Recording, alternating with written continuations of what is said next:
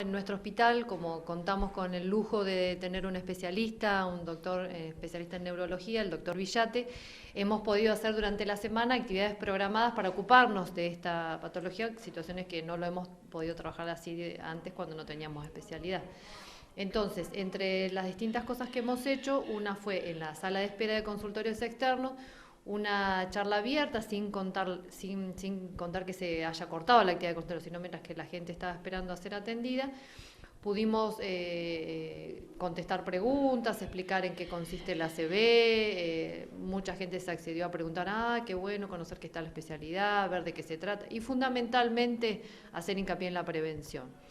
Pero por ahí pudiéramos ahora recuperar mínimamente, que el doctor pueda recuperar, bueno, a ver, ¿qué es el ACV? ¿Cómo me doy cuenta si estoy frente a esta situación? Y mínimamente los indicadores básicos para ir a la consulta cuando en realidad lo requiere. Esto me parece que es sumamente importante que se vuelva a explicar y a replicar y que la mayoría de la gente nos pueda escuchar. Claro, bueno, hay indicios sobre previos al ACV, contanos cómo es y bueno, y digamos, ¿de qué se trata esta enfermedad, ¿no? Buenísimo, bueno, gracias por el espacio primero. Y principalmente la enfermedad cerebrovascular son un grupo de enfermedades, ¿sí? Son varias, que eso también se podría desarrollar en algún otro momento y espacio. Lo que conoce la gente como accidente isquémico o ACV isquémico es un vaso que se tapa, ¿de acuerdo? Es un vaso que se tapó, el vaso que le lleva sangre a nuestro cerebro, entonces es como si yo tengo un sistema de riego donde se me interrumpe el riego, las plantas de esa parte no van a crecer, lo mismo pasa con nuestras neuronas.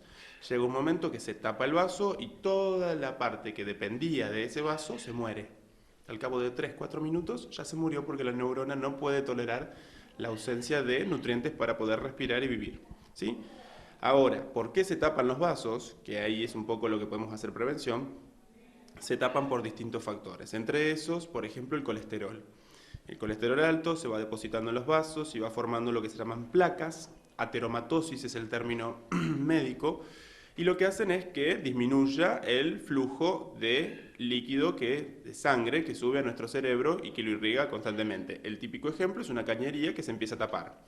Cada vez hay menos disponibilidad de recursos, entonces las neuronas es como que empiezan a sufrirlo. Si eso se tapara de golpe, que es un accidente de placa, se llama, se tapa, se moviliza, la placa se modifica y se tapa, entonces lo que hace es que de golpe se corta el suministro de oxígeno y nutrientes que llega. Eso es un accidente cerebrovascular de tipo isquémico. Isquemia significa disminución de la irrigación de una parte, ya sea en una pierna, en el cerebro o en el corazón, es decir, no llega la sangre necesaria que tiene que llegar, ¿sí? Por otro lado, tenemos el grupo de ACVs hemorrágicos, que son los que se rompe un vaso y la sangre sale fuera del torrente sanguíneo, ¿sí? Son dos cosas completamente distintas. Los más frecuentes son los isquémicos, que es el que tiene la mayoría de la población entrevistada y la que hemos buscado acá en nuestro medio. En los últimos años aproximadamente hay 30 casos de ACV, lo cual no es mucho y es muy interesante que siga así gracias a la prevención.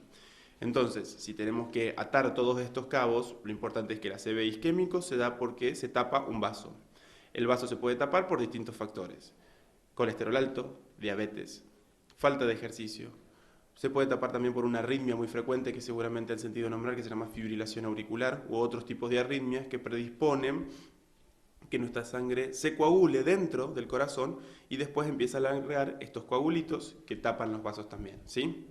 El alcohol, el sedentarismo, el abuso de sustancias, la cocaína y demás puede producir todo esto, ¿sí?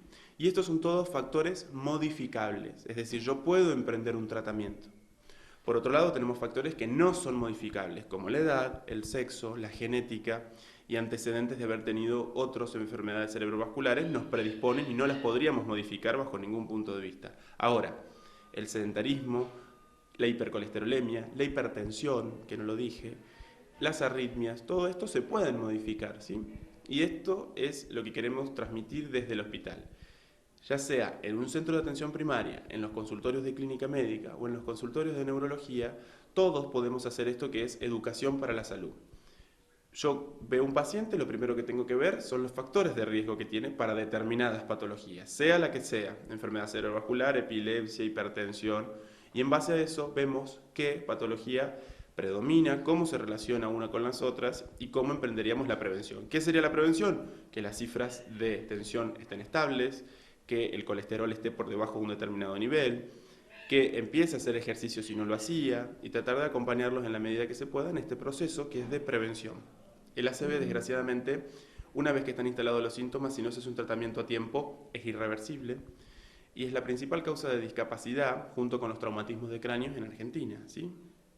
O sea que estadísticas nacionales dicen que tenemos un ACV cada 4 minutos en toda la Argentina. Imagínense lo que es eso, una incidencia bastante alta, pero de una enfermedad que puede ser fácilmente prevenida. No sé si fácilmente, pero bueno, por lo menos podemos poner mucho énfasis en la prevención. Bien, en cuanto a lo que es la atención a nivel local, pues sabemos Sí. que bueno, siempre en estos casos hay que viajar a centros más preparados. ¿Cómo están trabajando ustedes y cómo se puede mejorar para la atención del zonal, ¿no? Que es Exacto. fundamental? Nosotros el sistema que tenemos de trabajo es el siguiente: los pacientes que tengan interés en hacer alguna consulta tienen que referirse a los centros de atención primaria, que es cómo trabaja el hospital y el diseño que tenemos. En todo caso, por ahí pueden venir en forma directa a los consultorios de clínica médica y, de ser necesario que los vea el neurólogo, o sea yo, se me los deriva, porque muchas veces es tanta la demanda que por ahí yo no puedo asistir en forma directa a todo el que quiere tener alguna consulta neurológica. Por lo tanto, priorizamos a aquellos que lo requieran en forma inmediata, van a tener la atención, ¿sí? Pero el sistema es ese, siempre. Porque el trato que tiene el paciente con su médico de cabecera no es lo mismo que el mío, que yo los veo una vez al mes o cada tanto. El aporte que me hace el médico, que me deriva un paciente, es muy importante y relevante, porque vienen derivados, este paciente tiene esto, esto y esto, o me llaman por teléfono y demás. Entonces, yo sugiero a todos que traten de hacer ese camino porque es la forma en que podemos mejorar la atención médica. Que todo aquel que tenga algún factor de riesgo de los que venimos nombrando sepa que puede llegar a tener en algún momento un accidente cerebrovascular y que en parte depende de él y del cuidado que tenga de su persona las probabilidades de tenerlo o no, ¿sí? O sea que hay que responsabilizarse muchas veces. Es triste ver una persona con un accidente cerebrovascular, el momento que se vive y lo que se puede hacer hasta el momento con estas enfermedades, pero recalcamos lo mismo, por lo general se dan en pacientes que tienen varios factores de riesgo, como por ejemplo diabetes, hipercolesterolemia y hipertensión. Esos pacientes tienen mucho riesgo, que de tratarse en forma temprana, bien y de una forma gradual, ejercicios hipolipemiantes, hipoglucemiantes y demás, prevenirían bastante, ¿de acuerdo?